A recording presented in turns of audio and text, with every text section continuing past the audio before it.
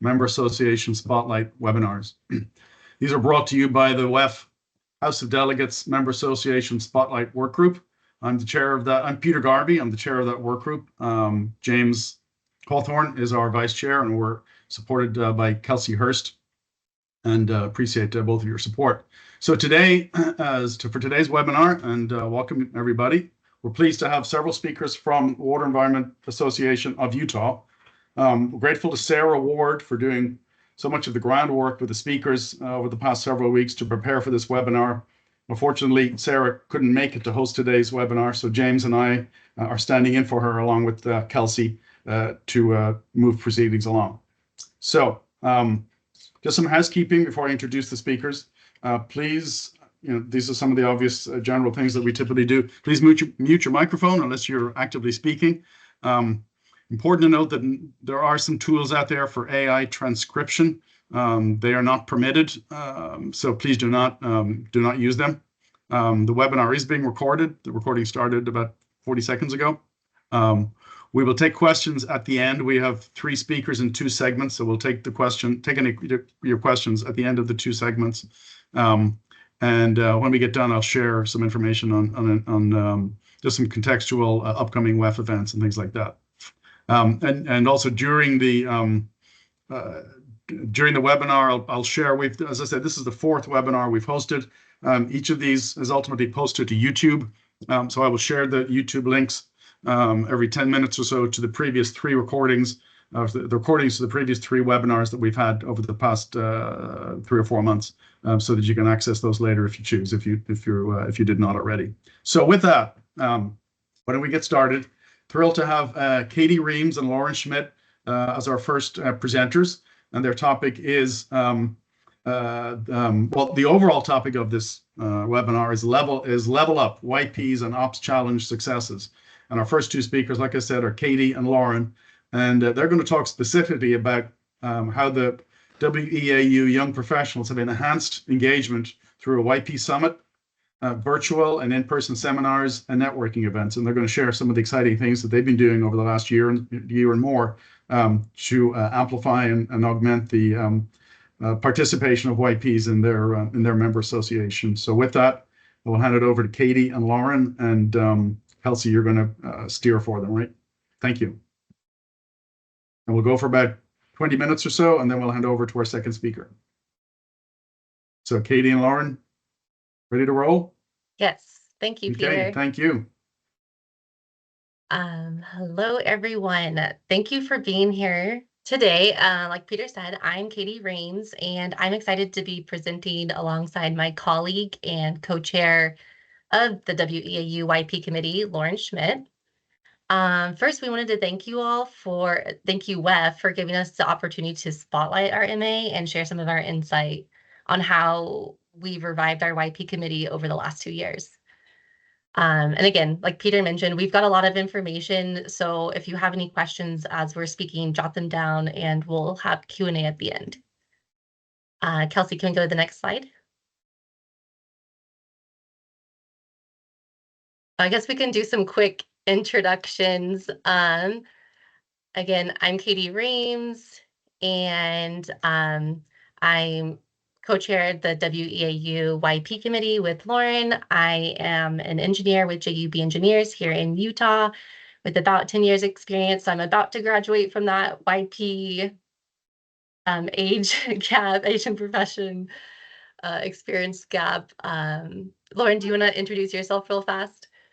Sure, yeah. So I'm Lauren Schmidt, kind of similar to Katie. I'm WEAU YP co-chair. I also work at JUB Engineers with Katie in our wastewater treatment group.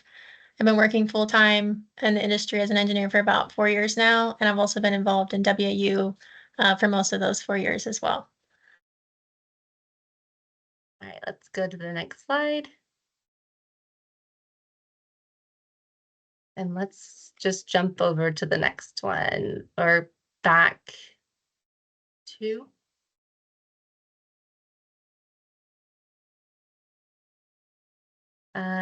Are we missing a slide, possibly?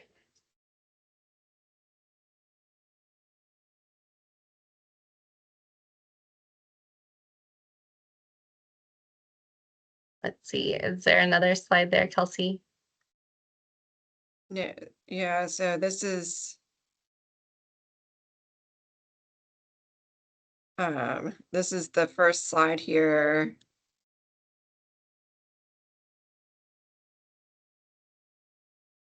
Okay, and then what is the next one? Let's see. Sorry, okay. All right, let's go up. Sorry for this.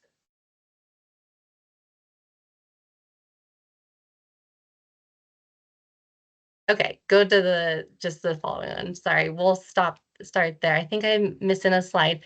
But anyways, I just want to, I think I'm missing the slide on where we were and where we are now. So I'll just give a quick background on that. So I moved to Utah in 2019, and at that time, our WEAU YP group was about 20-25 members. We had quarterly events, and oh, sorry. Okay, Lauren put the slide that I'm speaking from in the chat if everyone wants to look at that. So yes, I arrived in Utah in 2019, and I was previously involved. I moved from Arizona, and I was previously involved with AZ Waters YP group. So I just kind of jumped right into WEAU's YP events. It was pretty good. You know, we had quarterly events. We did a service project or a fundraiser once a year, and it was a good group. Then came the pandemic in 2020-21, and that squashed a lot of our participation at WEAU. You know, everyone went to work from home. Events dropped to semi-annually, and we were forced to do them virtually, and we just lost a lot of our participation. Also, unfortunately, that's when Lauren moved to Utah in 2021. So when she showed up, there was almost no activity, and it was just really difficult for her to get involved in the industry at that time. Fast forward to 2023, Utah's workplace had kind of regained a little bit of normalcy, and that was kind of the starting point for when Lauren and I approached WEAU's board with our plan on how we'd like to revive the YP committee.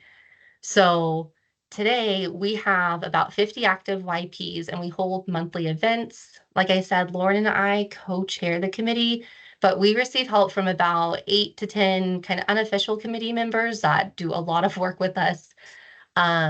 Since 2019, when I joined WEAU, we've restructured our budget. We've got a lot more money, and we've kind of moved it to places that strategically work better for gaining membership and outreach. So you guys can read the slide in the chat, but a few things that I'm most proud of where we've gotten today from when I joined in 2019 is the YP Summit. We just held our second annual YP Summit last November, and I'll talk a little bit more about that later in this presentation. And we've had a huge increase of YP participation in WEAU committees and WEF committees, and there's a few listed here in that slide. So back to the presentation that Kelsey's sharing there. How did we make this happen?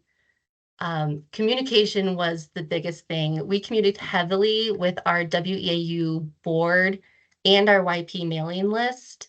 So everyone knew what the plan was. Everyone knew what we were doing each month, and everyone could expect to see something every month. So communication was a huge part of it. We also started to provide a larger variety of events. I think that's what contributed to the dip in our participation. So we wanted to appeal to the interest of all of our members, operators, contractors, engineers, manufacturers, everyone. We started small. So like I said, we were trying to revive this post-pandemic. So our first 2 monthly events were just casual lunch meetups where we spoke to the people who showed up. We asked them what their goals were from participating in the YP group and what they wanted to see. So we were very simple at first. And most importantly, we spoke up and we showed our persistence to the board. Like I said earlier, we just advocated for ourselves. We came to the board with our plan and we backed it up with why this is going to help grow our MA and just improve the longevity of our MA. Let's go to the next slide, Kelsey. Okay, well, thanks, Katie, for the introduction. I'm going to pick up here with our YP programming. So like Katie mentioned on the previous slide, one of our keys to success was providing variety, and specifically variety of events and programming for our young professionals group. So you can see here we've done a mix of virtual lunch and learns, socials, plant tours, both wastewater and drinking water treatment plants, events at our mid-year and annual conferences that are tailored towards young professionals to encourage their attendance, recreational activities, and as Katie mentioned a couple years ago, we held our first ever YP Summit that is now an event that's held annually for WAU. And so part of why we did this was to meet the needs of a broader audience. I've been involved in quite a few young professional groups now for the past several years. I'm also very involved on the WEF side. And in these groups, I've seen it's about 70% engineers or consultants. Katie and myself are both engineers and consultants. And well, that's great. There's another 30% or more of this industry that are contractors, regulators, sales, manufacturers, operators. Like there are so many people who make up this industry. It's not just engineers, and everybody has a role and everyone is important in their own right. And we have tried really hard the past few years to expand our membership to include the people that I just mentioned and to include anyone who feels like they work in some facet of this industry. And by diversifying our events, trying to meet their needs, we have found success in both growing our membership and diversifying our membership along the way. Next slide, please. So one of those groups that we have specifically targeted the past couple of years are our operators. And James is going to talk a lot more about operators and Ops Challenge after me and Katie, but to give you a little brief intro on it here. One event that we brought into our young professionals group a couple years ago is our Ops Challenge YP Mixer. So this was hosted by our YP group. The first one we did was in August 2023, and it went well enough that we did it again this past August.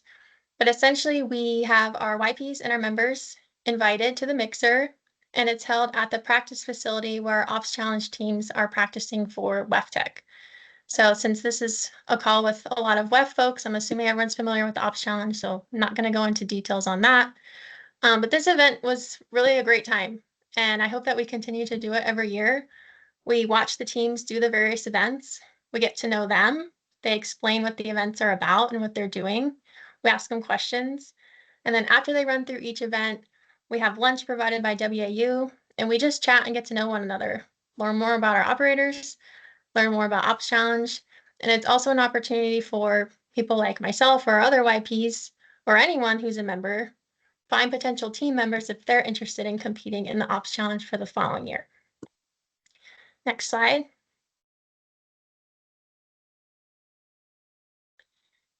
And so we've had this misconception for the past many years, really, that operators don't belong in our YP group in our MA. I have no idea where that started. It is certainly not true.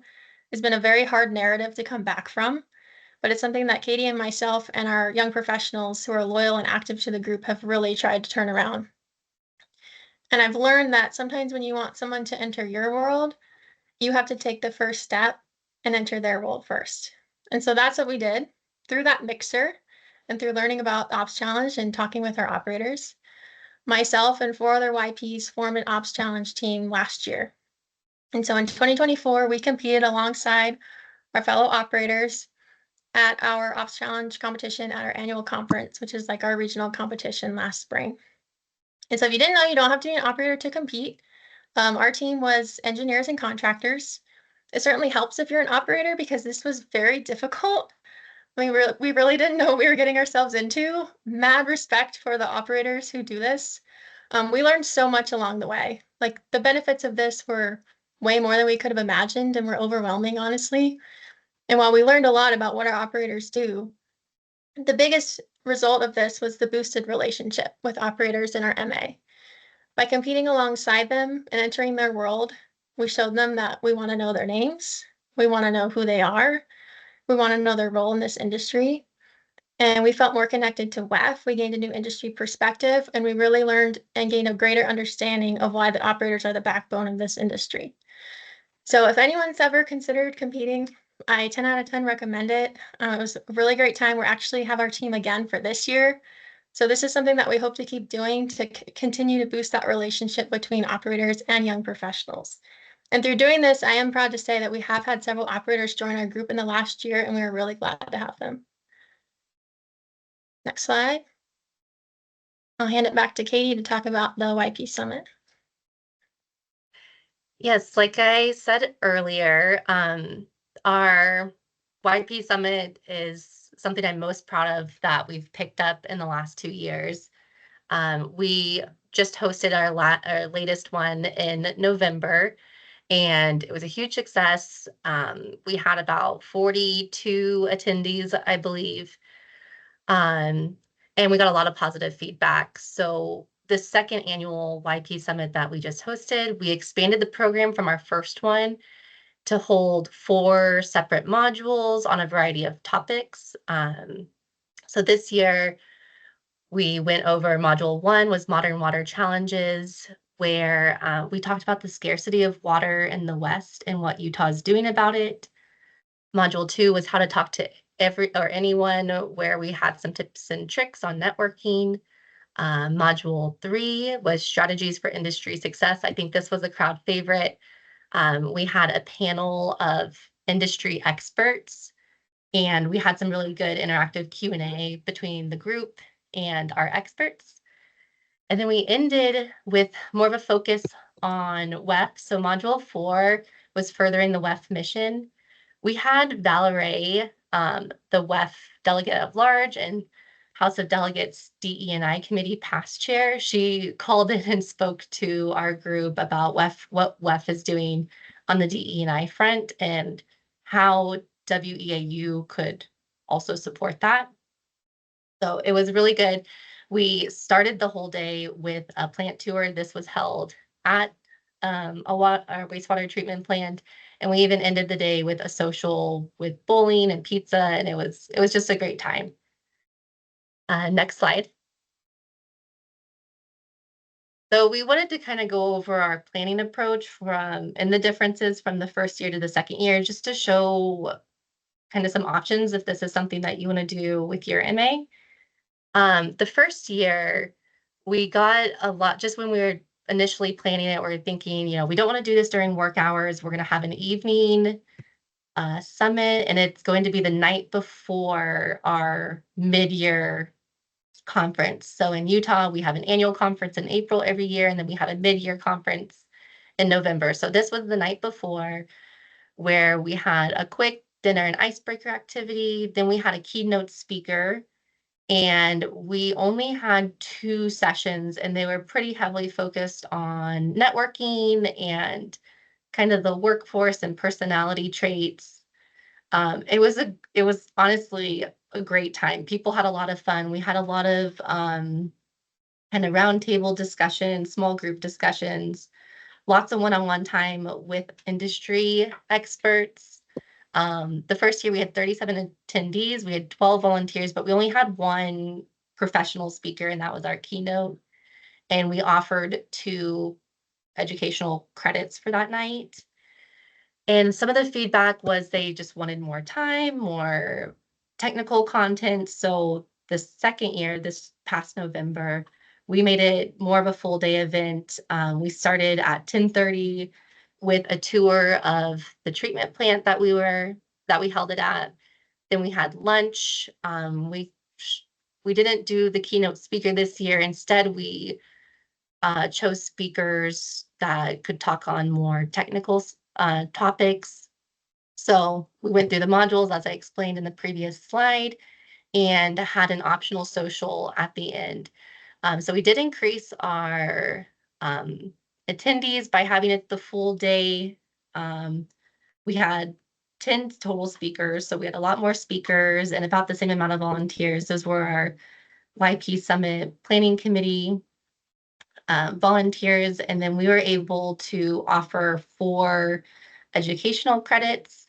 And something I didn't have on here is we even had a professional photographer do free headshots for everyone. So that was a great addition to this year. Next slide. So overall, just some feedback that we got from both of the summits. It was overall positive. Attendees thought that the cost was reasonable. I've listed what the registration costs were here. We did a tiered approach for students, members, and non-members. This year, we were able to have the student committee was able to cover some of the costs for students.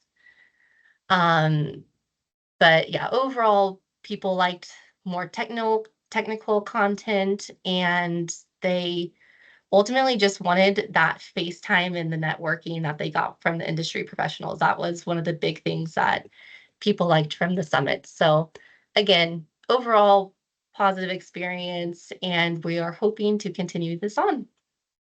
We'll go to the next slide and I'll turn it over to Lauren. Yeah, so then one more initiative with our YP group that has grown over the past couple of years that we wanted to touch on is this new WAU AWWA partnership. I've been fortunate through my involvement with WEF over the past year to meet with and network with several of the other YP chairs and co-chairs from MAs across North America and learn what they do in their YP committee. And something I picked up was a lot of them were doing some events with their AWWA friends in their state or in their region. And some of them actually do all of their YP events together. And this is something that WAU had done many years ago that Katie and I felt was valuable to bring back. So we reached out to our fellow YP leaders for our local AWWA chapter, and we set up quarterly meetings between our leadership teams. And in those meetings, we compare our budgets, we brainstorm where we could partner on events, and we see how we can boost one another's organizations. And so we've settled on 2 combined events each year. We just held our first one last September. So there's some pictures here. We did a combined plant tour of a local wastewater reclamation facility that's under construction. And then we're working on planning a spring social or happy hour this upcoming May.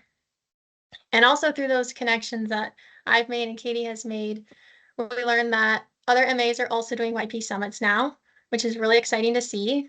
And we've been able to learn from some of the content that they have done in their summits, and also seeing that there are groups that are combining their summits. So I have some friends now in Ohio, WEA, and they did a combined YP summit with OWEA and OAWWA last fall. And like Katie just shared, we've had a lot of success with our YP summits with WAU only this past couple of years. We do feel like there's still room to grow, and we feel like one spot to grow is to combine with AWWA with our drinking water friends. And so we are working on planning a joint YP summit this fall with both of our groups. So we're really excited for that, bringing a lot more YPs together. We think we have a lot of ground to cover. And hopefully through that process, we'll grow both WEAU and the Utah AWWA YP group in the process. And then next slide. So then I want to end this YP section of the spotlight today about the YP impact. And while the impact is going to be different for every MA and for every YP, this is the impact that WAU YPs have had on myself, on Katie, and on many of our WAU YP peers over the past couple of years. So while you read that, I want to end with a quick story of my own. Katie kind of gave a little intro to this in the beginning, but I moved to Utah in January of 2021 from Orlando, Florida. I didn't have any family in Utah. I didn't have any friends. I honestly didn't know a soul. And the only thing I had established was my job. And I think a lot of you might relate when I say that making friends as an adult is already really difficult. Add a global pandemic to the mix and it's about 10 times harder. So with only my job being established, I threw myself into my career and into finding my role in this industry in order to find some sense of community. And per the recommendation of a lot of my coworkers, I joined my MA WAU. I started attending events. I started attending the conferences. I joined the YP group, which, as we mentioned, wasn't great at the time when I joined, but it has evolved over time into something great. And through that process, I have met so many amazing people and learned all of the wonderful things that they do for our industry. I've heard their water stories. I've heard what brought them here. And specifically through the YP group, I've been able to make numerous friends, many of which I consider my close friends today. And really through my MA, I feel like I have found my place in this industry and I've found a home. So I share all that in hopes that I think a lot of you, because you're on this call, are already involved in WAF, you're already involved in your MA. But if you're not, if you know someone, specifically a YP, who maybe isn't, who's trying to find community, who's trying to find their place in this industry, who needs a home, please encourage them to get involved in their MA. Encourage them to go to an event, try the YP group, help them hopefully make one new friend. And I really hope they then find their place in this industry. So thank you for listening to me and Katie. I think we're going to hand it over to James next, and I think we're going to take questions at the end. So thank you, everyone. Yes, that's right. And Katie and Lauren, awesome story and great presentation. Thank you so much for that. Archana, I think you have your hand up. If it's a question for the speakers, we're going to take them at the end, unless it's something else.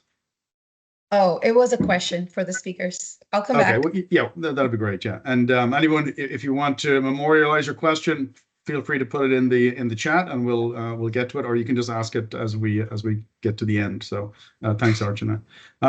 So Katie and Lauren, again, thanks very much, and we're going to now move on to James McGill. And Katie and Lauren talked a little bit about the Ops Challenge and their the YP and operators' involvement in that. So James is going to talk about how the Operations Challenge has engaged wastewater facilities across Utah by providing practice locations and blending teams with members from YP operators and from staff of Department of Environmental Quality. So, James, I know you've got some great stories to tell, some great photographs to share. So, if you're there and ready to roll, please do.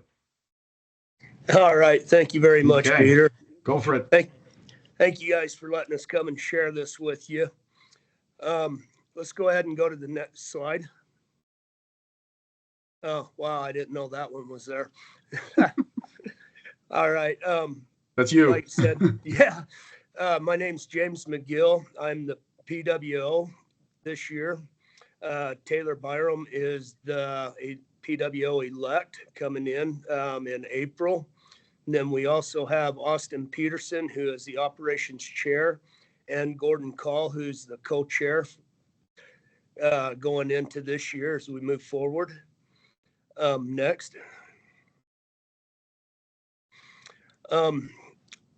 Every year we hold our annual operations challenge in St. George City in April, as Lauren kind of mentioned a little bit ago.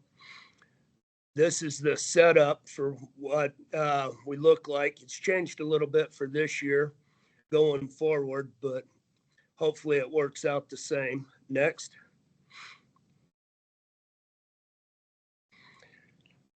Over the years, Utah, we've averaged 8 to 10 teams most of the time. In, I believe it was 2014, we actually had 16 teams to compete. 4 of the teams were actually from Las Vegas area that had come over to compete with us, which made it for a very interesting year that year. Next. Among those, we've also had DWQ that has actually had teams compete twice. And our YPs have also competed, like Lauren touched on last year and going into this year. They're going to be competing. Next.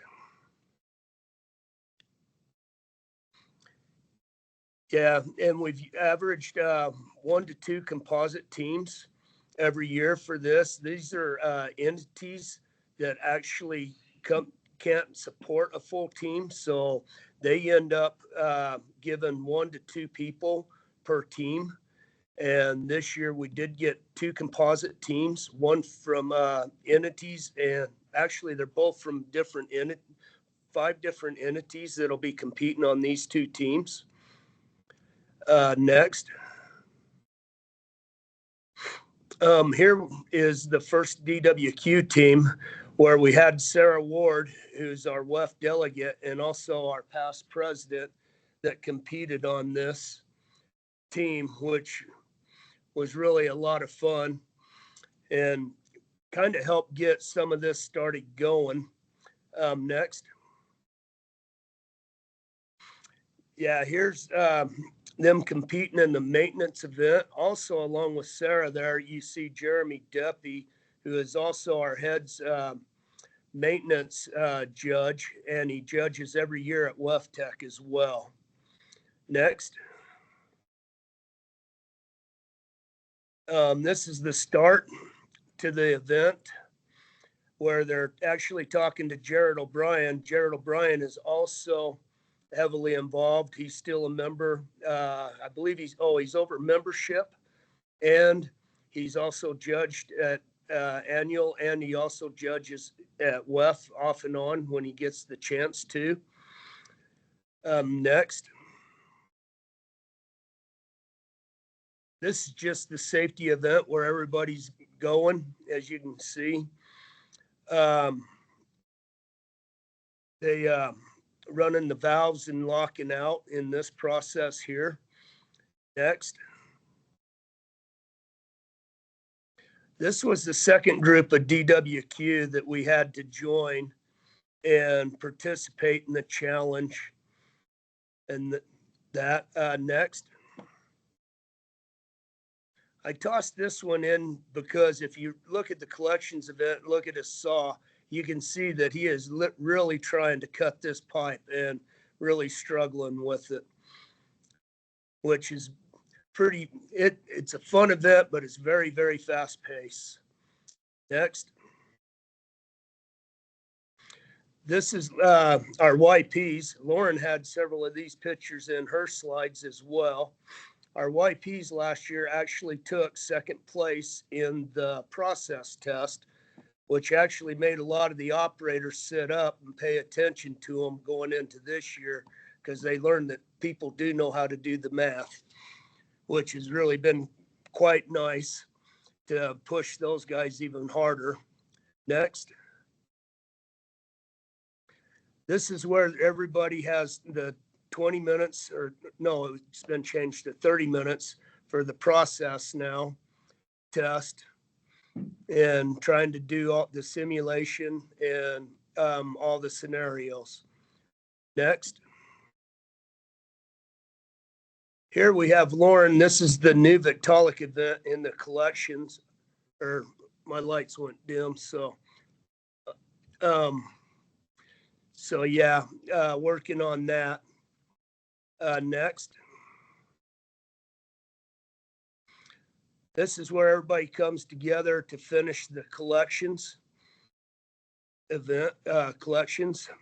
Next. And then you also have the lab.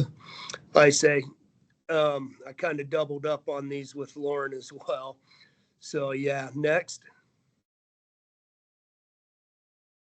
And then here we have them working on the safety event, and the judge in the background is actually Tyler. He's also going to be our head judge for safety this year, and he was one of the people in WEFTEC last year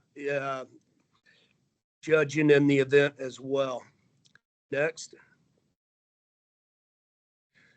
Every year, all of our trophies, all of our first place trophies are generally handmade. We do them different ways. We have several people that come together with us, and we all come up with brainstorm. And when somebody comes up with a good idea, we let them run with it. The overall trophy has stayed the same, I believe, for the last 4 years, maybe 5 now. Next. Next, yeah. These were last year's trophies that we made. Let's go to the next one. Here's the lab event trophy, where we actually went out and picked up a few things. And we also end up using parts and pieces from different events once they change over the years. So we pull all this stuff together to help create some of these trophies. Next. And this was the first place maintenance event trophy, which, as you can see, we pulled different stuff from the event from when it changed 2 years ago, and used them for the trophy as well. Next. Here we have we sent WAU of Utah sends 2 teams every year to WEF Tech to compete. We take the first place overall team, and then we make a composite team of the next 5 entities from second down through 5th or 6th until we can build a full team of 5. This here is the wasted gas team, who took 6th place overall in the Division 2 at WEF. Next. This is the Wasatch All-Star team. This is the composite team that we put together. And these guys were from 4 different entities that all come together, practiced once a week just to get ready for this whole event. They ended up taking 7th place overall in the Division 2. Utah does compete every year in the Division 2 category. Next. Here is just a slide of the team getting ready for the collections event. These guys worked really hard and spend a lot of time trying to prepare for this, because everybody wants to come back with something from the WEF. Next. The Wasatch All-Stars ended up taking 2nd place in safety overall, and a 3rd place in the maintenance event this year. Next. This is the wasted gas team as they were preparing to run the collections event. Like I say, it's a fast-paced event, and I believe they actually completed this entire event, and I believe it was like 1:30 to 1:35 in the entire run. Next. Yeah, this is just the completion of the collections, where they finish bringing everything together. Next. Here we have the Wasatch All-Stars preparing to get ready for the lab event. And this is probably one of the most stressful events as well as the process test. Next. And then we have the wasted gas team as well, getting ready for the laboratory event. Next. And then All-Stars in the safety event. Also, one of the things we did, I forgot to mention a few minutes ago, was last year, Lauren come to us and talked to us about, we do a dinner for everybody that competed in and judged in the Ops Challenge in St. George. And last year, we come together and combined all the YPs along with everybody in the Ops Challenge for this dinner and activity event. And I think it went over really well, and we're going to try to do it again.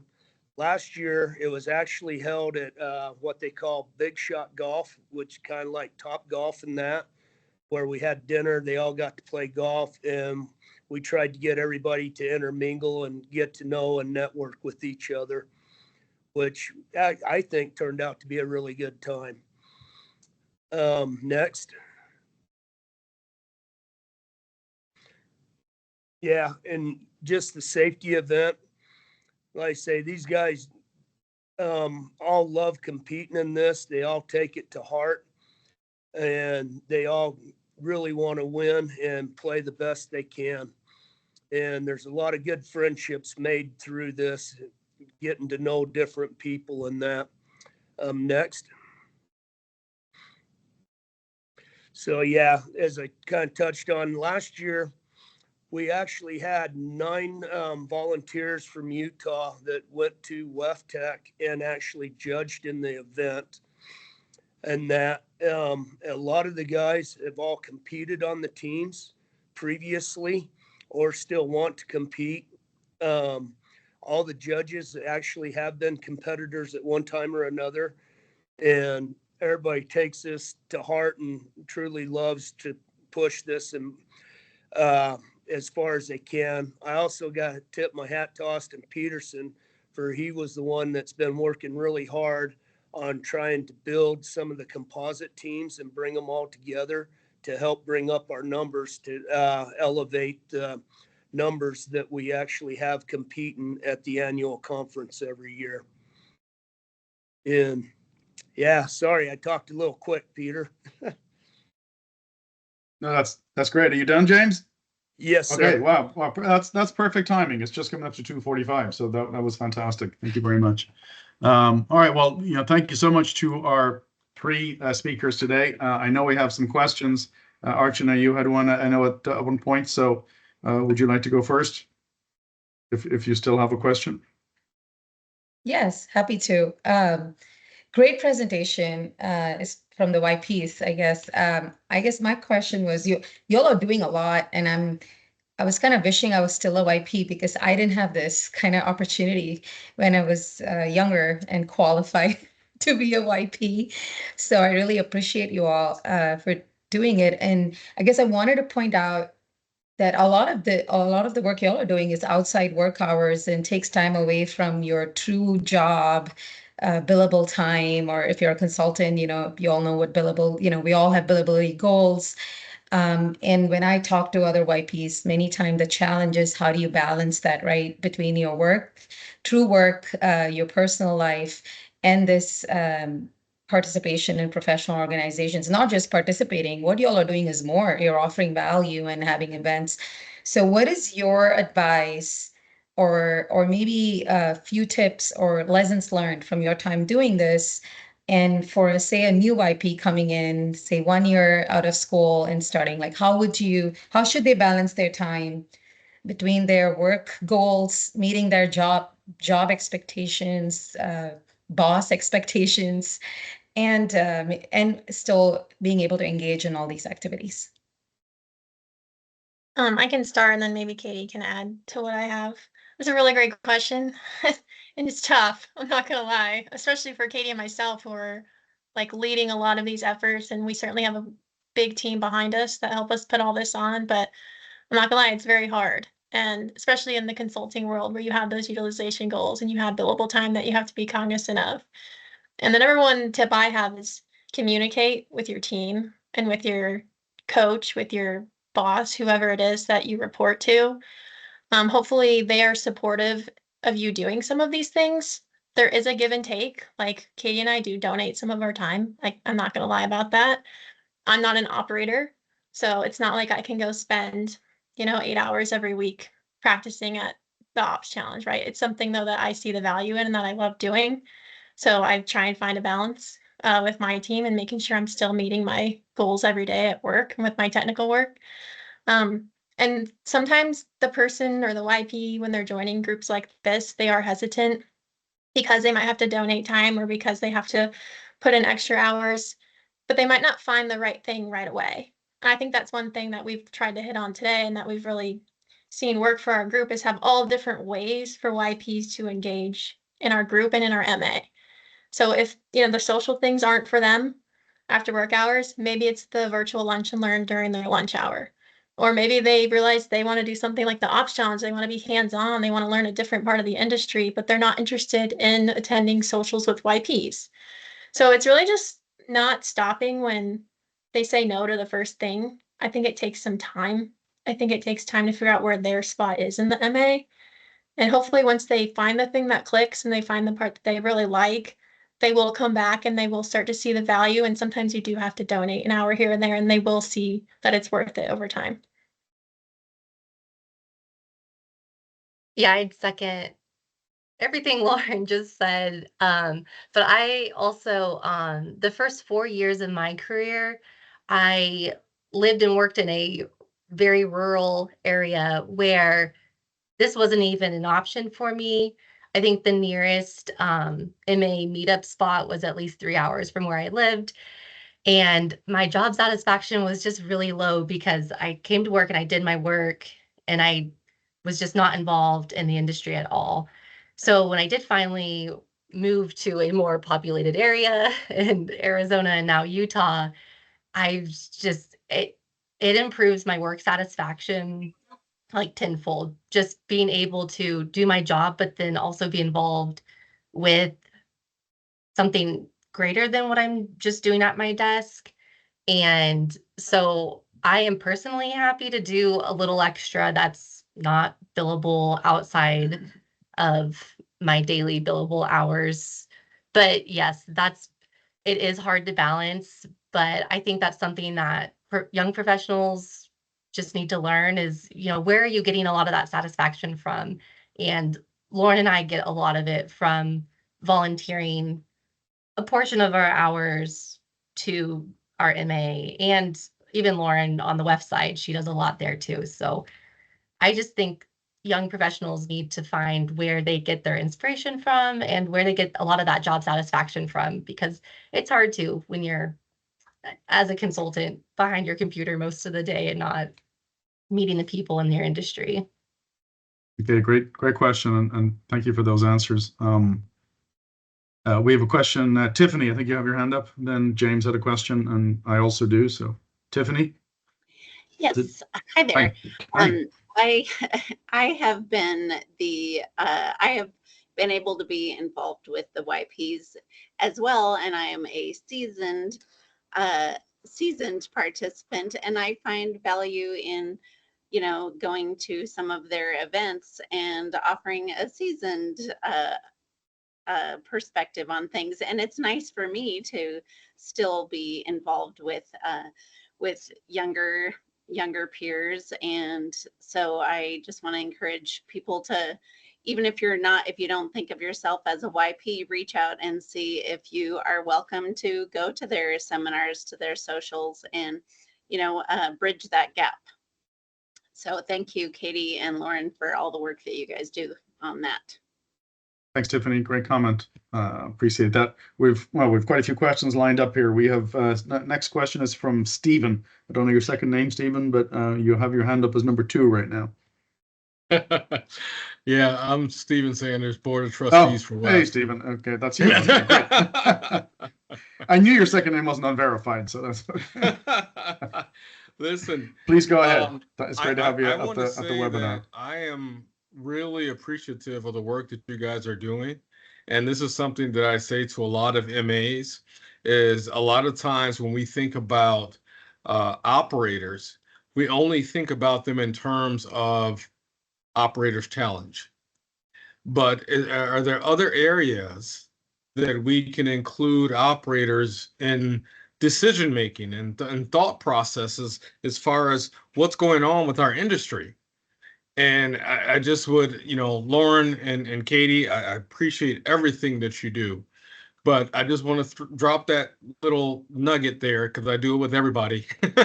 It's like, because those who compete in Operators Challenge only represents a very small amount of our operators across the country. So it's like, what's going on with our content at programs, and do we tell the value of sending an operator to a conference? It's like your annual conferences. Tell that story of the value of that for an operator, because their oversight perhaps doesn't see that value. So pay attention to those who are also not involved in Operators Challenge. And I think, like I say, I love everything that you're doing. You created a team, but there's a whole nother group of people that are being missed. And to the young professionals, I appreciate you. I'm old now.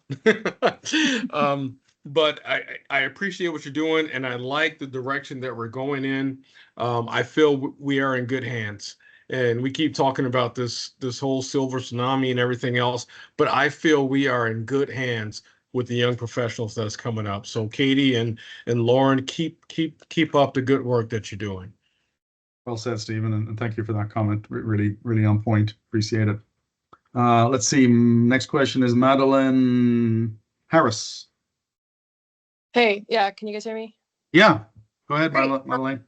Yeah, so my name's Madeline. I'm the YP chair for RMWEA, so we're Rocky Mountain, so it's near you guys, Colorado, Wyoming, and New Mexico. And great presentation. We're trying, we have a lot of the same goals as you guys. I just wanted to say, if you ever want to bounce ideas, I'm happy to chat. But one thing specifically I wanted to mention is you guys were talking about working closer with your AWWA chapter, and that's something that we've worked through some, I'd say, hurdles, but also successes at RMWEA. We used to plan all of our events together with our local AWA chapter. And just in this last year, we went through a process of like making that relationship official. So we actually worked with, it's called RMS AWWA for reference. So we worked with RMS and basically wrote like an MOU, so a memorandum of understanding.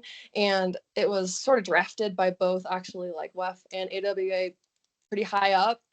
So if you have any questions as you go through that process, I think we might have started to pave the way for future MAs that try to like make that relationship more official. I'd be happy to talk through it because it was definitely a bit of a process, but I think we're in a good place now, and I'd be happy to share any feedback from that. So I would Great, love that. you. Thank you. Great comment, Madeline, and great to see, the idea of maybe potential collaboration of YPs across different member associations. Great idea. Thank you. Amy Baker is next. Hi, Amy.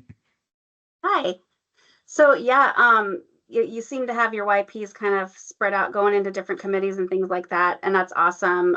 Something that we're doing with RMA this Friday is after our board meeting, we're doing a happy hour with only YPs. So it's pretty exclusive that the YPs have access to all of the board members and leaders. So yeah, that's just another thing that you can do. And you could do something like that with operators as well to get them, in contact with some of the leadership within your MA. You guys are doing great though. Thanks, Amy. Great comment. And I like that idea of the kind of the dedicated mixer with board members. Let's see. I guess I had a question for James. For those maybe who are not familiar with the Ops Challenge, maybe you could just very, very briefly describe what the Ops Challenge is, maybe in terms of the collections event. What are they? What is it? What are they trying to do? Say for somebody who has no idea what it is, for example, in kind of 60 seconds. Yeah, in the collections event is to simulate basically a busted pipe, and they're cutting and repairing it. Along at the same time, they're building the Victaulic Tower, which is representing basically just a line going through the plant where they have to install this a reducer, the spools, and a check valve and a valve on that. But on the actual pipe, they have to cut out a piece of pipe, or let me start over. They drill a hole through the piece of pipe, then cut that section out while two members do that, while another member is on what we call the wet table with actual water running in it. He has to cut out the busted section. Then they have to install a Certa-T to generate a third line or a second line coming off there, and then install it into the other piece and close up the Ferncos and then they build pressure, and part of it is to make sure there's no leaks or they get penalized. Okay. Great job. Thanks. That's a lot of things thing, condensed into 55 seconds. Yes, it is. And one of the things I did forget about was last year, we actually started our Southern teams in the South. So we actually built and bought an entirely second set of all Ops Challenge equipment and sent it down to Hurricane, Utah, to the Ash Creek plant where they host it for practices down there now. Awesome. By the way, I love some of the names of the Ops Challenge team from Utah, but I think that could be a competition on its own, just who's got the best name in any given year. James, I think you had a question in the chat. Did you want to pose that before we wrap up? Because I think all the hands are down now at this point. No, it was just more so, from the Ops Challenge, as far as like he mentioned that there were composite teams that were made for the team that didn't finish first. And the question is, how is that composite team made? Like, who chooses who is chosen on the composite team, and do they roll off for future composite teams? Basically, the way the composite team's picked is, it's not even really picked, is Austin usually just starts talking to different entities that can't field a full team and asking them, hey, would you like to put a guy on the team? Would you like to put a guy on the team? Until he builds a complete team of at least 4. And then like with the it's hard with the YPs because, like Lauren says, we all start at 5:30 in the morning. We're gone about the time they're showing up to practice. So trying to help them gets a little tough. But we do the same thing for our composite teams as well. As we try to give them as much advice and help to make them just as competitive as we can. Great. Okay. Great question, and thanks for that response, James. So we're up to about 2 minutes to go here. Really appreciate our 3 speakers. Thanks to Sarah, Kelsey, James, etc., for helping make this happen. So I'll conclude with just a couple of items looking forward. I just posted one of them. Next month's topic is going to be the 13th of March. It's going to be some stories from what's called the National Water Policy Fly-In, with also a look ahead to that event this year, which is coming in early April, and I'm going to put a link to that in the chat right here. So I think that will be very interesting. If you don't know what it is, you haven't been involved with it in the past, please consider signing in for it.